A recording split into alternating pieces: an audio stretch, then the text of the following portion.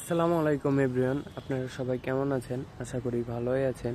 আমি শাহরিয়ার, মূলত আজকে আছি আমি টিটিসিতে। তো এখানে আসার কারণ হচ্ছে এখানে আমি একটা পরীক্ষা দেব। মূলত এই বিল্ডিংয়ে আমার পরীক্ষাটা হবে, কিন্তু পরীক্ষাটা এখন না, 10:30-এ, এখন বাজে 10টা। এখানে অনেক গাড়ি আছে, তার মানে বোঝা যাচ্ছে যে এখানে ড্রাইভিং শেখায়। আরে বাপ রে বাপ, এখানকার গাড়ি দেখে মনে লাগছে যে আমার জন্মের আগেকার গাড়ি। টিটিসির পরিবেশটাও সুন্দর, অনেক চারিদিকে গাছপালা দিয়ে ভর্তি, ভালোই লাগতেছে। যাই হোক, প্যারা নাই। দেখেন কি কাহিনীটা ঘটায় ফেলছে, কুকুর, টিটিসির মধ্যে কুকুর। তো এখন আমি চলে আসছি 3তলায়। মূলত এই জায়গায় আমার পরীক্ষা হবে। আর একটু সামনে গেলে এই যে এই রুমেই 307, এই রুমে মূলত আমার পরীক্ষা হবে।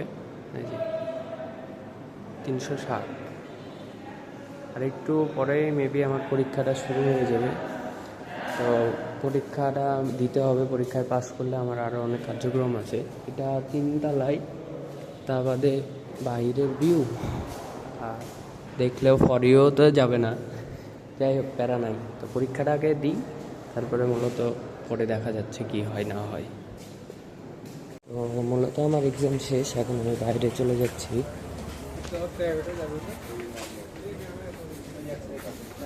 এক্সাম হার্ড ছিল না, সব কিছুর মধ্যেই ছিল।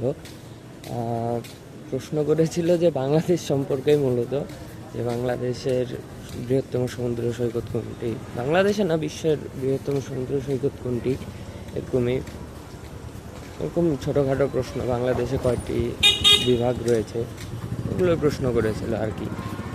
তো যাই হোক, এখন রেজাল্ট কবে দেবে সেটা বলতে পারছি না, দেখা যাক কী হয়।